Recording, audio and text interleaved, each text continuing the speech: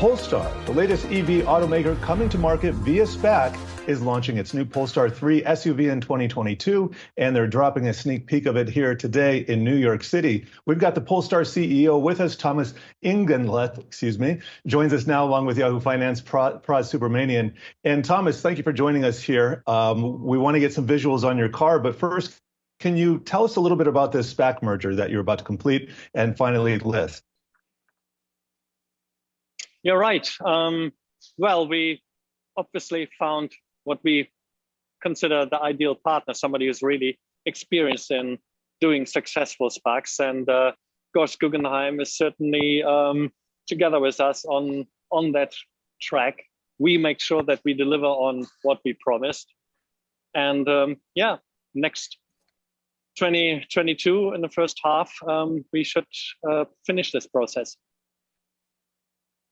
Hey, Thomas, Pras here. So you also talked about your 3-year business plan, a number of cars coming out in the next 3 years. Talk to us about that and how important that is for your, sort of game plan for coming on globally and taking on some of the big competitors in the space. Yeah, okay. This next 3 years, of course, will be crucial. We have quite an ambitious program here.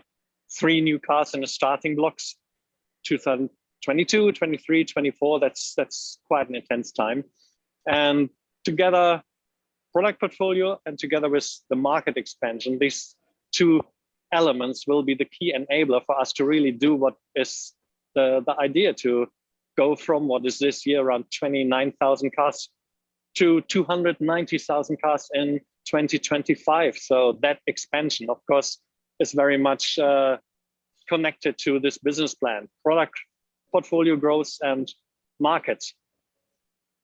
What's the price point going to be for those of us who, one, want to compliment you on how stunning these vehicles are, but 2, I mean, there are competitive EVs out there right now that sell for around $40,000-$45,000. So the new EVs that you'll build on the East Coast of the United States, where would we look at coming in if we wanted to buy one?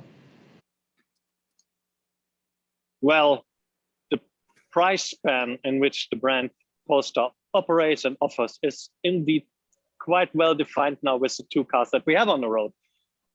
Starting around $40,000, actually below $40,000 with the Polestar 2, and going all the way up to a price ticket of $150,000 with the Polestar 1.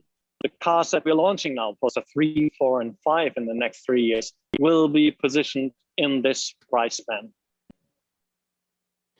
I just wanted to ask you about the Polestar 3 that you guys teased earlier today. It's going to be an electric SUV, and that's the one that's going to be built in the U.S. Is that correct? I wanted to talk to you about that and also sort of, how you're going to increase your operating leverage with more cars built on these factories that you guys can kind of work in an asset-light way. Yeah, Polestar 3, we launch Polestar 3 next year, and this will be a car produced in the US for the US. It's the idea of Polestar to leverage on what is existing, not only on technology platforms in the group, but very much, of course, the manufacturing footprint. We don't have to build factories from scratch for Polestar. We can go where the technology is implemented. And Charleston, South Carolina, that's where the future EV technology, which will be underpinning Polestar 3, will be installed.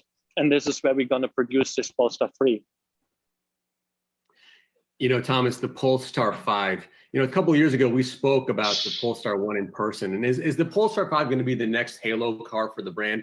Is that going to be the pinnacle for you guys from an engineering point of view? It is absolutely a special car for us because it was clear that show car precept, to make that reality and bring that into production, we have to go that extra mile and really develop that aluminum bonded sports car architecture to make it possible to have that exciting proportions and that really as well promise of power and performance make it reality. It's absolutely a special, a pinnacle product for Polestar. Where do you fall in the competition to help us with range anxiety? I know there's one luxury EV maker is already promising, it's a more expensive vehicle, but a range of over 500 miles. Well, you see, there is, of course, a hygiene factor in terms of range. You have to fulfill a range that is, let's say, minimum 300 miles, and in the future, 400 miles.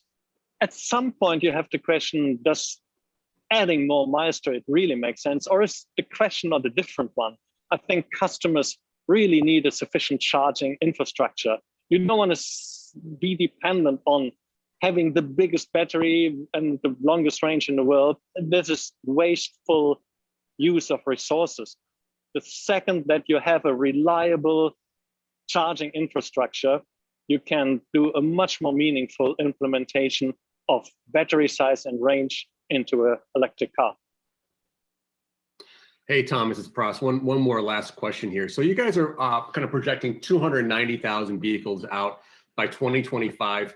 I also saw in your investor deck, you talked about robo-taxis and autonomous sort of tech capabilities for your vehicles, but also with the car working on its own for its owners. Is that really something you guys are pushing? Is that something that's realistic in terms of hitting that robo-taxi fleet like Tesla wants to do? You have to look at it in two ways. For the private consumer, the autonomous drive arena really will start with going on the highway and being able to switch on that autonomous highway piloting. You can relax, do whatever you want to do in that time. But of course, it's not the journey from A to Z that you do autonomously. Having said that, the other world, which today is dominated by taxi, by the Ubers, yes, there will be autonomous A to Z transportation. And we strictly believe that will not be just the anonymous bus type of shuttle service. It will be as well the private chauffeurs type of autonomous offer. And here we see a branded experience. For example, a Polestar that is equipped with redundant technology and capable of carrying such a system, that will be an ideal car to offer premium, luxurious, autonomous chauffeur services. We want to leave it there, but thank you for stopping by and sharing your beautiful cars with us. Also, congratulations on your SPAC merger. Thomas Ingenlath and Pross Subramanian, thank you for joining us.